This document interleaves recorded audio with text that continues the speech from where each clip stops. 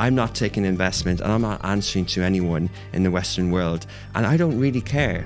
You know, as long as we're serving here and we're serving the public here and we're building media here, then it's okay if people think Lovin Dubai is this or that. Now, if someone views Dubai in a negative way from the West, we will defend Dubai as we have. If you go onto the comments on the app on Lovin Dubai, there's not hate speech. If you go in the comments of Mark Zuckerberg's First Amendment American thing, there's hate speech. Don't blame independent UAE media startup for a global issue on social media. You know, if there is a sweatshop that's discovered in New York City, is Trump getting blamed for that? No. But if something inappropriate was happening here, the Western media would go and they would start attacking the leadership in this country. And I disagree with that 100%. So if there's a company that is doing something that they shouldn't be doing, then that's on the company. And the company has to be held accountable. Richard Fitzgerald, thank you for joining me. Thanks, Michael. Good to be on your podcast. I want to start by talking about media. And I know that you are one of those great success stories in Dubai. And it's growing throughout the GCC. So congratulations for that. And everybody who talks about you, at least the research that I've seen, they talk about you as an entrepreneur, which you are. But I'm a journalist and I want to talk about media. So my first question to you, in my previous job, I was at Khaleej Times. You're at Lovin Dubai. Did you see KT or do you see any of the other newspapers, the legacy media, as competitors? I love talking about media, and I appreciate this conversation's question. Yes, in a way, but actually no, in terms of how I would behave towards them. I wouldn't behave towards them in a competitive manner. Is it a product that produces content that one can consume? Sure, but that's like saying a restaurant or a delivery service or a supermarket. Sure, someone can consume content. In the way that, I guess, why we didn't treat any legacy media across the text, audio and video mediums as competitors, we might do things that they should do, but we needed to look at it as a new medium. We needed to look beyond what you would do transitioning a newspaper, a radio station and TV station as digital transformation. And by starting in the 21st century and by starting in 2015 in Dubai as we did, we had a blank slate. And Michael, that worked across the board. Who we hired, what advertising models, our policies, how we viewed media, everything. And that thinking came from not seeing one as a competitor. The reality is in Dubai, everyone saw Lovin Dubai as a competitor as it rose. You know, we were on the Virgin Radio every week on a Tuesday. My sister Casey was on it to a point where they blocked it because we're a competitor to the radio. We're a competitor everywhere. But if we started trying to beat one entity or try to, you know, I know we acquired the 7 Days UAE assets, but if we tried to say, okay, let's do what they would do in a digital world, then we would be only digitizing print. And that's not what we needed to do because we were never print. So we never had that incumbent thing. And treating it as a modern media company and all the language that we use around Augustus Media is text, audio, video. Our studios are an amalgamation, our 12,000 square foot studios in Dubai Production City are what a desk newsroom was, a radio station was, and a TV station was, and what a creator would do if they had a podcast media company in the future. So the brief to the designers and that space and that thinking isn't what Khaleej Times should do for its future. So when you were starting Augustus Media, Lovin Dubai, were you thinking, was there any outlet anywhere in the world that was sort of your inspiration? BuzzFeed. Really? And I like that because you were thinking outside the box, and I think that you were bringing something new here. And that's where I think your entrepreneurial spirit has been quite successful, is that you brought something here that didn't previously exist. But getting back to a competitor and stuff, I do want to talk about what some of my former colleagues will be interested in.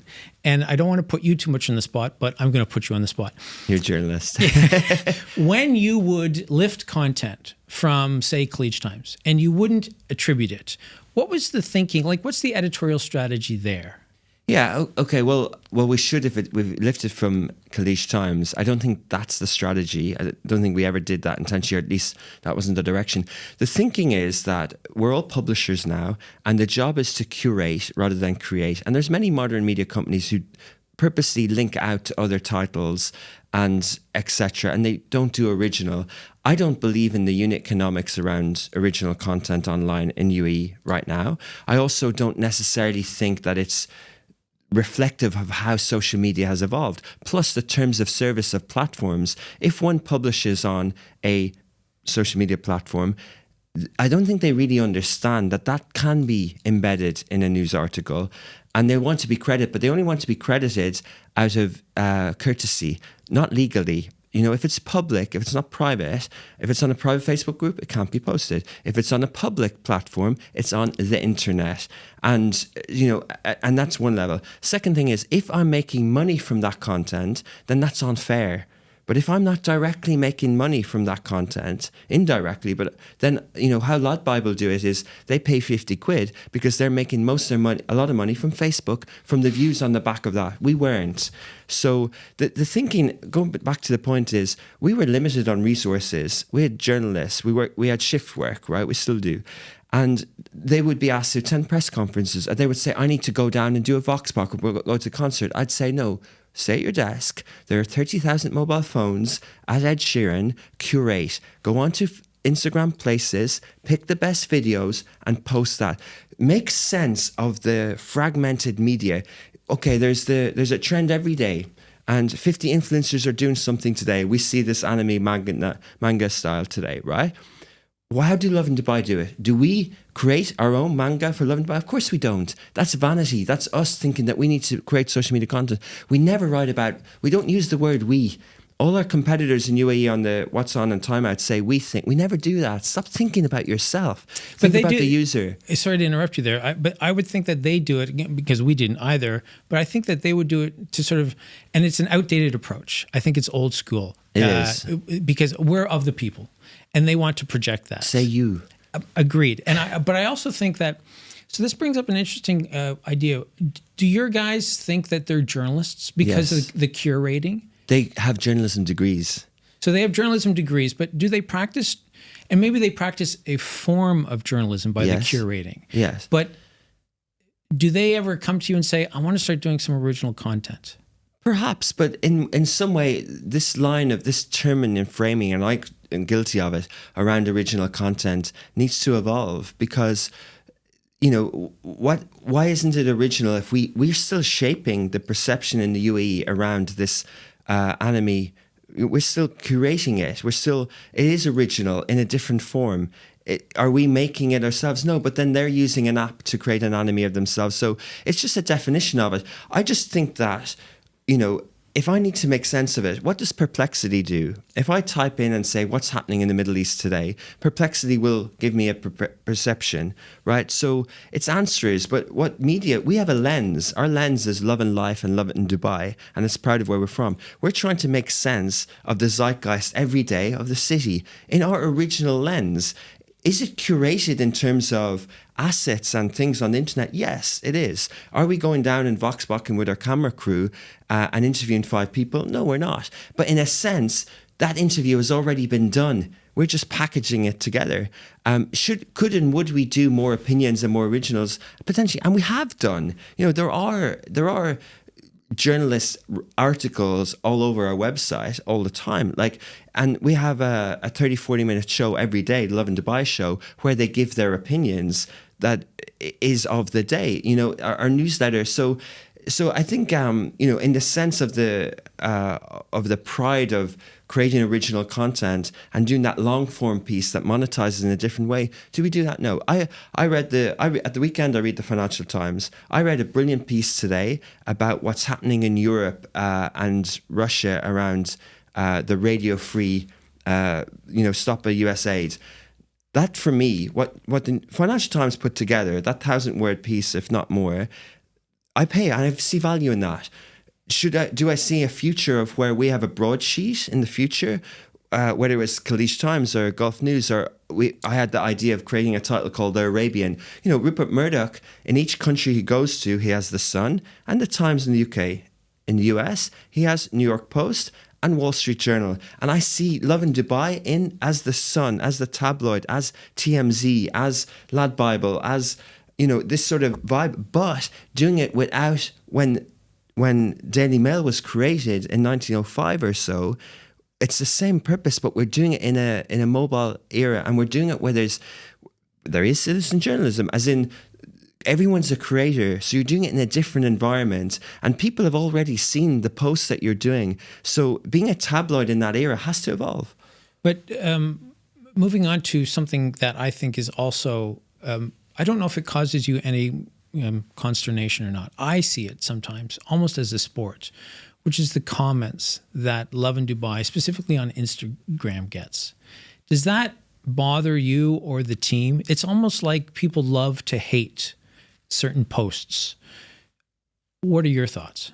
Well, firstly, it's not our objective to incite anything. And we, over the years and in the 10 years, there are now more tools available to us on the social platforms to moderate and remove comments. You know, we're operating in a constitution that's different than most people would be trained in media, you know, and it's related to Islam, the Prophet, peace be upon him, the leadership and defamation. And this is a different media environment. It's not the First Amendment that governs a few 100 million people of 8 billion people doesn't exist. And sometimes people find that hard to understand.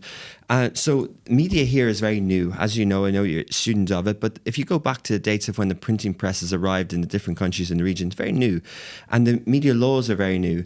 So we're operating in that environment. And sometimes in the comment section, the behavior looks like there's unrest in society here, and that's not good. So we don't want to be part of that. So we'll moderate that. The reality is, it is a reflection of what people are thinking. It's a reflection of that cultural melting pot, and it's a reflection of how triggered people are. And it's a reflection, in my humble opinion, of lack of emotional intelligence of how one behaves online. So I agree with that 100%. But I would also say that, if when I was at KT, if we got a fraction of the hate on our social media platforms that you guys seem to receive on a daily basis, I would be struggling an awful lot with, we're obviously doing something that's not resonating. You must look at the comments, yes? And what are your thoughts when you see, and it's not towards the post, it's towards Lovin Dubai specifically.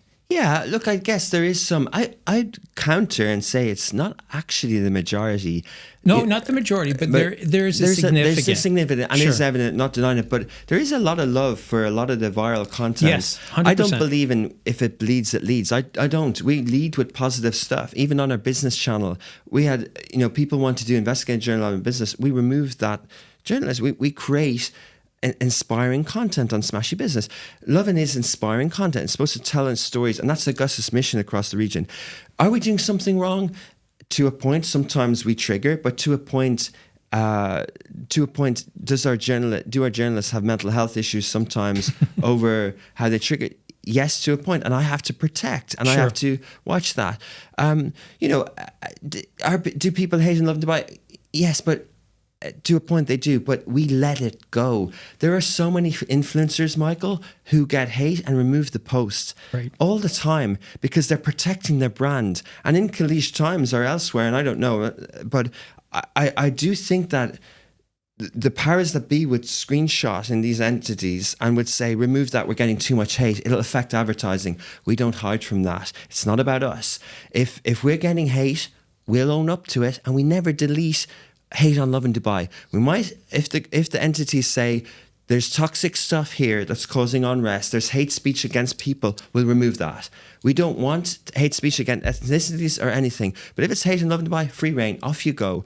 Now, in going back to the point, there are tabloids who have been blocked. I think of The Sun in the UK, if people are familiar. In Liverpool, you wouldn't buy a Sun newspaper because of how they covered a football story in 1990, Hillsborough disaster. So there is history there. in the UK as well, Rupert Murdoch is his son, and there's a history of phone hacking. There's history of boycotting of tabloid. There's history of that, of being in the limelight. As soon as you start behaving like a retail brand, as soon as you start thinking like you're a marketing channel, then you're no longer a fast publishing tabloid social news. There is going to be that friction and traction. If we feel that the point that you're making, if we feel that, if we look in the mirror, and I'm very pragmatic on this, and I will go, are we doing something fundamentally that we have a problem here? And are we behaving in a way where we're really doing fake news and we're really trying to be clickbait? Then I'll change the structure of my company, because it's not the mission, it's not the purpose. We don't do KPIs. We don't reward like Gawker or Nick Denton in the US. We don't give our journalists titles on page views. We don't have commission on that. I wish that was the case. I know that before I joined KT, that was certainly the case, where editors and reporters were assigned a certain number, a page view target for each month, which I think is ridiculous. The incentive is wrong. Agreed. Because we made mistakes in the past. Like when I was the editor, and I can't spell, but for 1 year I was filling in in 2017, and we had legal issues because I was growth hacking like a social media marketer would. And when I go back to empowering journalists, and they all come from journalism schools, I have been Rashid School in AUD and elsewhere. They know the middle part, the sort of ethics of journalism and the discipline of it. What we teach is a little bit of the first part, which is the crowdsourcing and the curation, and then the packaging and distribution, and then that way of doing it in real time and speed. So if we do it in that way, then they're doing it faster. So the chance of a mistake is higher, but it's not the intention. Right. You talk about maybe crossing the line a little bit, and I know I've had conversations with the National Media Council where they've wanted to slap my wrist. Can you tell me a little bit about some of the conversations that you've had with the National Media Council? Yeah, there are multiple. There's the National Media Council Abu Dhabi, and there's UAE Media Council, and then and almost all Emirates have a media office. And I would say that, and this isn't a plug, but I think the Dubai Media Office gets it. They're 100% willing to work with the journalists. They're willing to have conversations where they're practical, they're realistic, they understand the lay of the land. I don't know that everybody else always does that as well. And so I guess I'm asking more, tell me about, without a lot of specifics, but maybe some of the awkward conversations that you've had to have with them. Well, firstly, I would repeat what you said about the Dubai Media Council and others. I do think they all get it. I do think some of those entities might be involved in marketing. Some of them are branding and reputation management, which again falls into how we view the media guidelines of the region. So we're aligned. And then, to answer your question, why is Lovin Dubai still active? Why have we not been blocked for a month or anything? And other regional titles have been in the UAE and URLs. Why we never have? Because we answer the phone, and we always do. And we have this conversation. And when again, to the point of when we're learning all the time, and when some post isn't we can understand that and we can react. But I think the UAE, Dubai wants to be media capital of the region. It hosts many brilliant media forums. It brings a lot of people in. Now it's doing it with the creators. I welcome that. Have we had a huge helping hand? Other than providing a brilliant city that has allowed Lovin Dubai to thrive and a business environment, no, we haven't had funding. We're independent, but we get our extra media license every year from the council you're referring to, National Media Council. And but yes, there have been phone calls, there have been meetings, there's been dressing downs, there's been other not outside of that environment. There's been other issues, legal issues. I spoke to Ahmed Al-Mullah, who's now at DMI, and he talked to me about when he was setting this stuff up in 2008, because he came to our office in Production City, and we talked and we compared notes about the environment in Saudi, where we are. We're the first foreign-owned media company in Saudi Arabia. We have a full license, a GAMR license, since 2017. Many Arab media asked me how we get that license. And we compared notes, and it's harder there in regulatory regulatory approval. And our understanding is that Dubai has been through it, where other entities, the media law has been rewritten in Saudi. There's one online, but it's not published. There's a 1972 one, of which birthed Asharq al-Aswad in Arab News in 1975. But now it's been rewritten. We struggled for a long time in Saudi to get the license. Do you know why, Michael? Because the people we employed were under 30. Some of them were 28.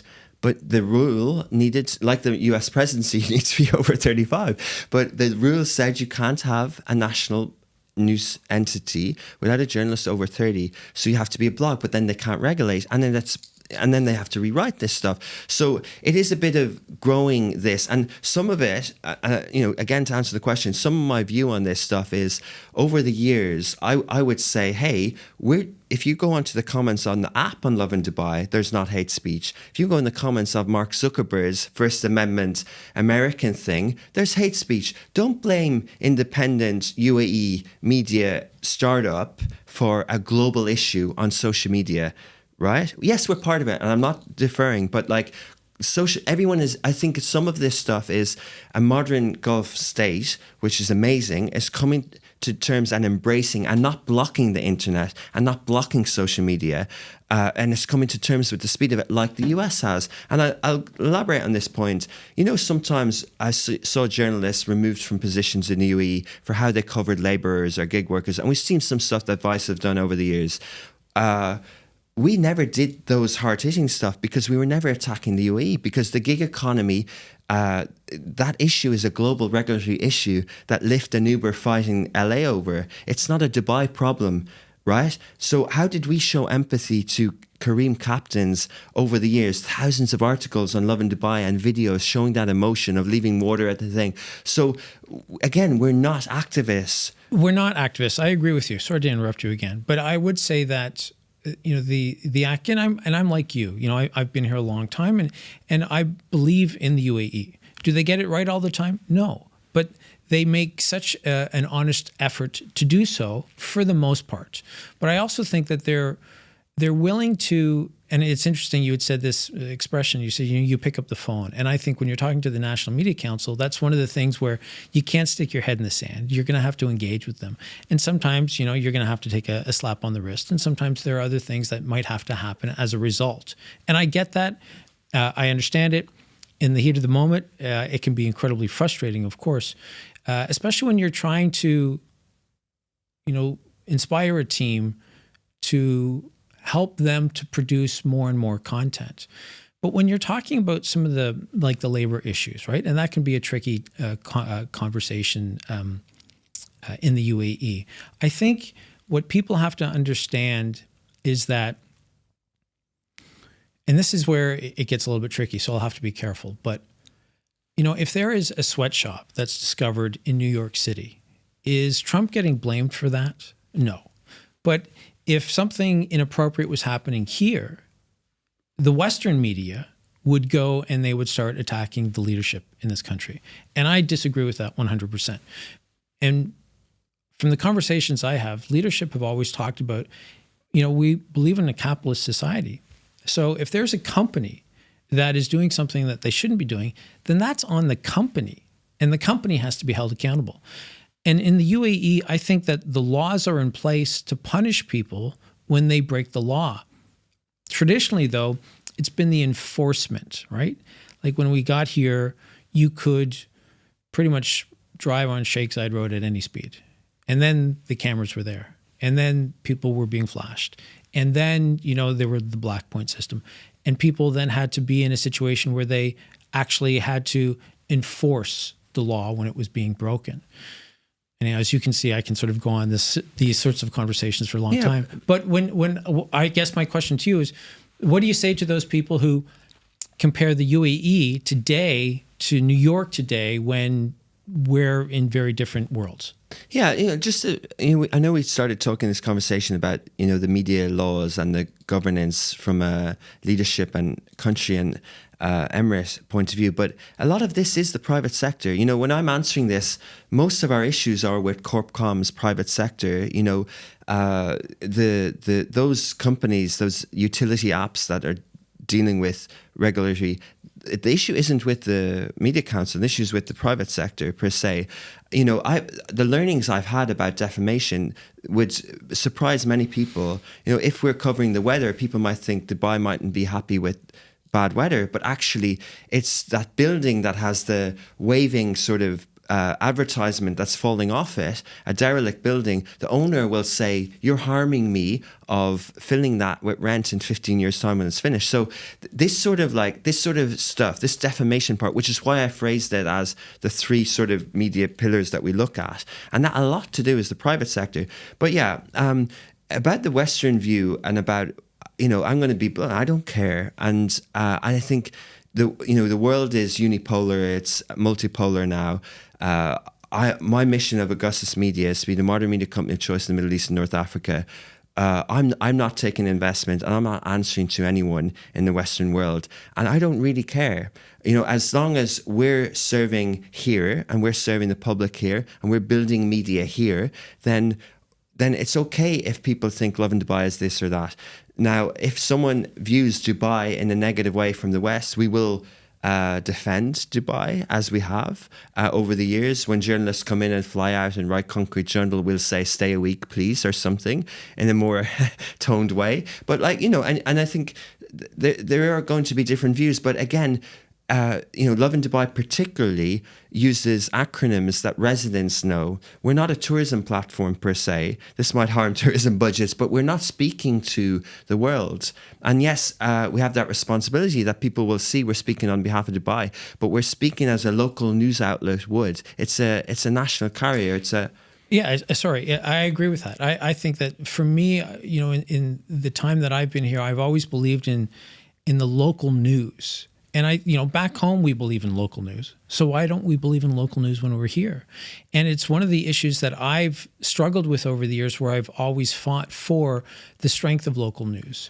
And at KT, our pillars were what affects the greatest number of people, right? So it's weather, it's traffic, it's if you're a parent, it's going to be education, it's going to be healthcare, and it's going to be real estate. Those are, for those five, if you're a parent, 5 of 5 will affect you. And I think those stories are the ones that resonate. So I love what Lovin Dubai does. Can I say that? I love what Lovin Dubai does. And I do, because you care about telling stories about what's happening in the city in which you're based. And I don't know that all the other legacy media takes that same approach. They still think outdated, which is, you have a newspaper, and so it all stems from the newspaper, right? And you have a front page, and then after that, it's your local section, then your business section, then your foreign section, then your sports section, your art section. So they think the same way when it gets to social media, which leads me to my question to you. Not that this would ever happen, because I can't imagine that you would want to go down this road. But if you were in charge of a legacy media brand today, one that's in the UAE, what would be, if we were looking at like Trump's first 100 days, it's been quite drastic. What would be your changes that you would want to introduce into a legacy media brand? Yeah, look, I just want to frame this as, under Augustus Media, we say we have mindset brands. And I came from the marketing and agency world, and usually they would like breakdowns about behavior, demographics, ethnicity, age, gender, affluency, and everything. Who's reading you, right? Yeah. Yes. But we focus from an audience point of view. So the Lovin mindset is about adulting. There is about memes in the morning. It's Lovin life. It's escapism a little bit. And we think 18 to 34, but that's not the restriction. It can be a 50-year-old. It can be anything or older. We have 22 Lovin platforms in the Middle East and North Africa. We have 110 team. We have 50 content creators, journalists within that. Lovin Cairo is very different to Lovin Dubai. Lovin Palestine, we have 2 journalists in Gaza. Lovin Khartoum, Lovin Baghdad is very different to how the New York Times views Lovin Baghdad. So that's Lovin. And, Lovin Saudi, Balarabi, and Lovin Riyadh, quite popular. Then Smashy is for the driven, the dreamers, the doers, the belief that there's a young cohort in the Middle East who want to prosperity. And some people might say a young Bloomberg, but we view it a bit differently, right? We have verticals, so pan-Arab media again, but this time business and sports are our main ones. But there's Smashy Style, Smashy Home, Smashy Crypto, all these different titles. Yes, to a degree, Smashy Home should be a little bit like Architect's Digest. Smashy Style should be like Vogue, but not directly. And I think that's the point. We could try and reframe the question that you asked, a local entity and incumbent media here, or rebrand Vogue or etc. But I purposely do it with the shackles off, and I try and look at media today. And you mentioned the stories that people might be interested in. We also have to look at distribution. Where are the mediums? And for me, there are 5. So vertical video, as in social, streaming. And I'll break that down. You know, the streaming, as in, for now we'll call it streaming services like Netflix and things. And then we're launching Lovin Dubai, fast channel, free ad supported streaming service exclusively on Samsung TV Plus. So our TV channel, but in a streaming world. There's podcasts, audio. We have 35 podcasts across our network, 1.5 million downloads a month in a different way than this podcast. We do them daily. There's an AI podcast that went up today on Smashy Entertainment and Smashy Business with cloned voices and written scripts. So they're they're 3. 4 is newsletters. Newsletters is the adoption of websites and magazines. In the US, if you launch a new magazine today, Puck, Semaphore, Axios, they're all newsletters. There aren't enough of that innovation in media here. That's distribution. The National mentioned they have 330,000 subscribers of a newsletter. For me, they should be running with that. They should get that to 1 million. They should scrap their newspaper, scrap their website, and run with that. But Semaphore launched as a newsletter and events, right? But that's thinking from a medium. Where do we consume media? And the 5th is messaging apps. All our WhatsApp, all our message apps are done in a native way. We're not spamming articles like the rest. If you look at the Lovin Dubai WhatsApp, it's funny, it's entertaining, and we have this across the region, Beirut, Cairo, everywhere, Lovin Muscat. Like, we're doing it all in a different way.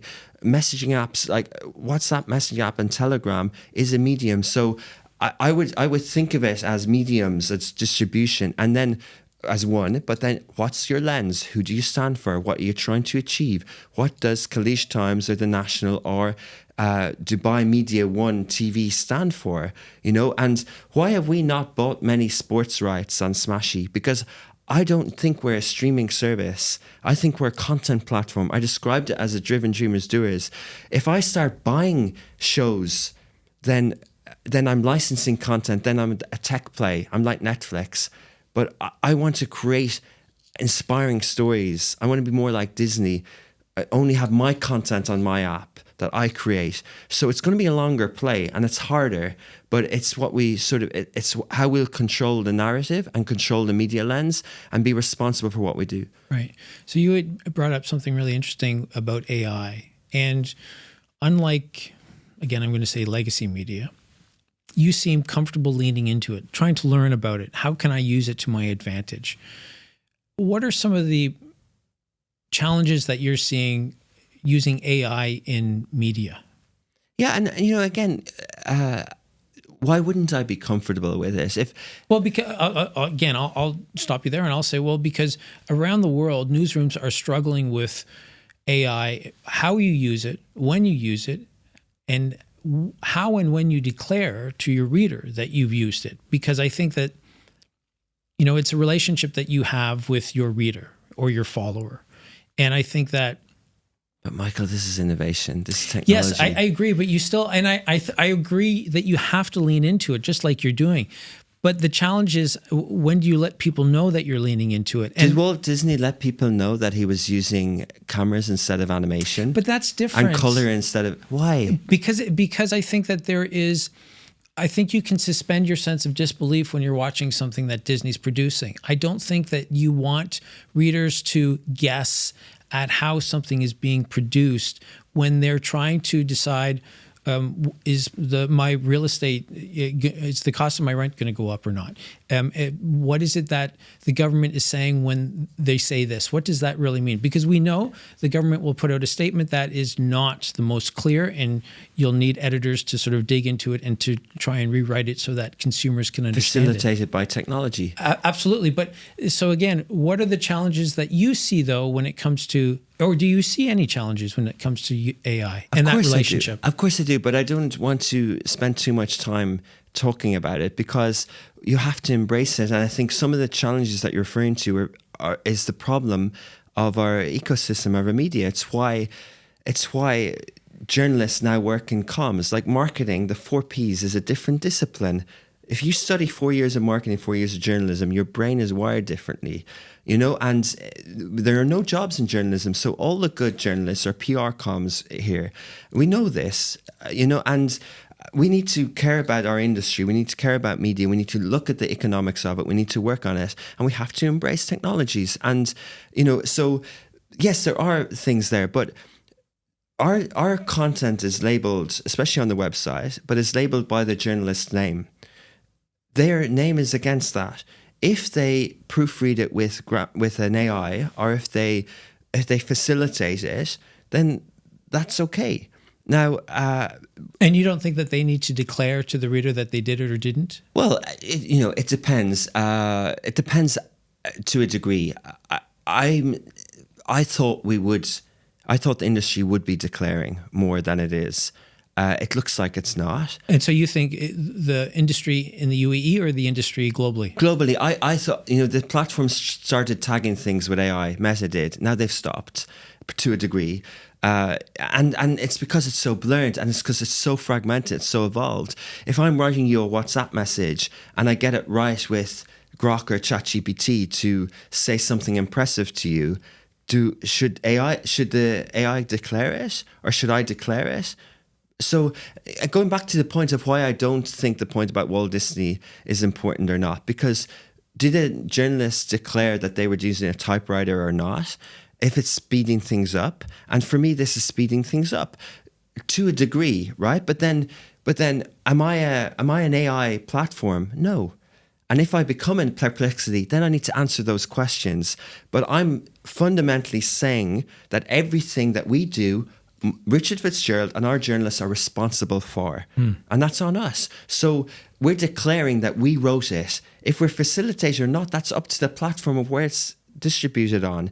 But on our platform, we're creating a thing called an AI writer in Lovin Dubai, and we will say facilitated by AI writer, but the name of the journalist will still be there.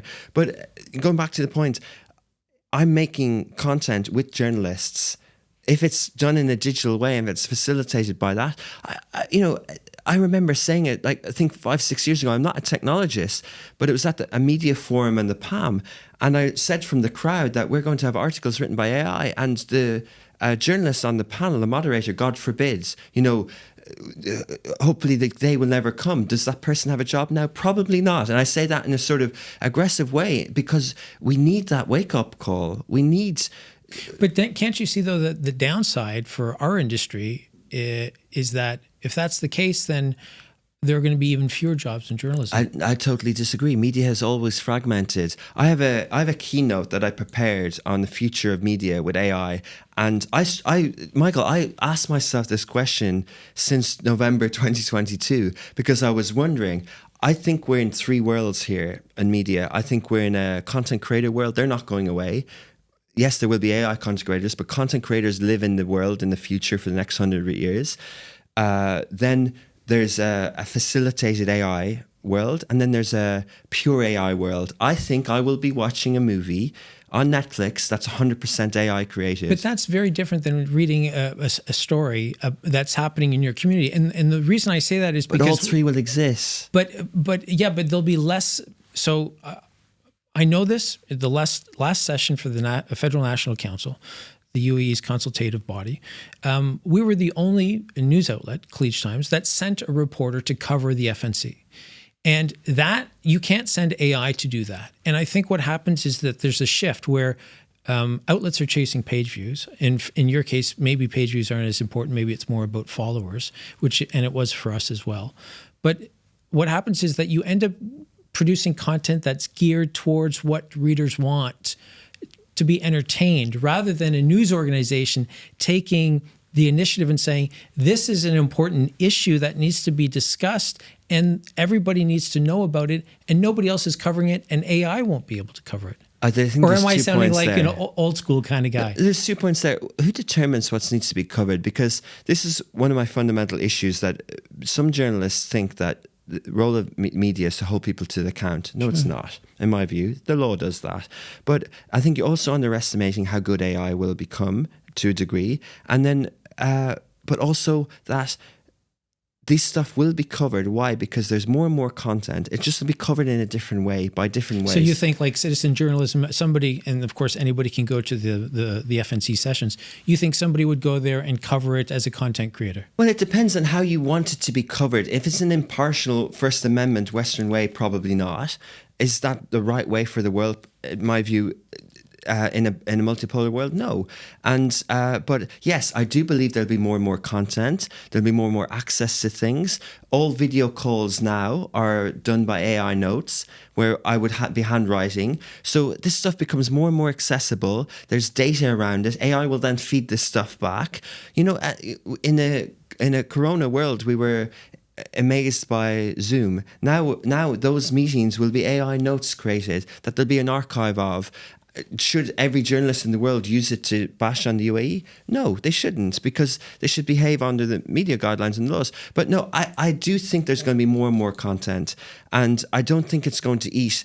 I do think a modern media company like Augustus Media, I do think we can play a world in this world. Will there be more or less jobs? I believe I'm building offices. I'm building studios.